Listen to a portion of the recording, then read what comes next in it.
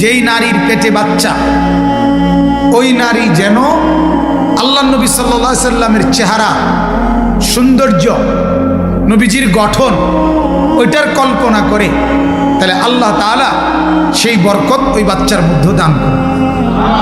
এটা আল্লাহওয়ালাদের কথা, বুজুর্গদের কথা।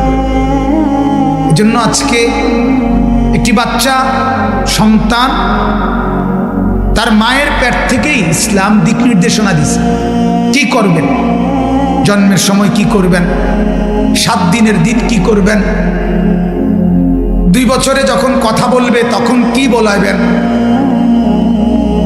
যখন 7 বছরের আগে কি করবেন, 10 বছরের ভিতরে কি করবেন, যখন প্রাপ্তবয়স্ক সাবালক হবে ছেলেটি মেয়েটি তখন কি করবেন।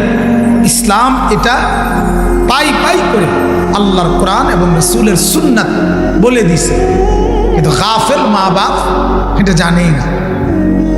জানে জন্ম নিছে, কয়দিন দুধ খাবে, এরপরে কয়দিন ভাত বন, তরি তরকারি, ফাঙ্গাস, তেলাপিয়া, ফুলকপি, ফাতাকপি, দুন্দুল, করলা, আলু ভর্তা, ডাল, খালাস, এগুলো খাবে আর বড় হয়ে যাবে। আর কি কেন, আর জিম্মাদারি কি না, এটা মূল জিম্মাদারি না।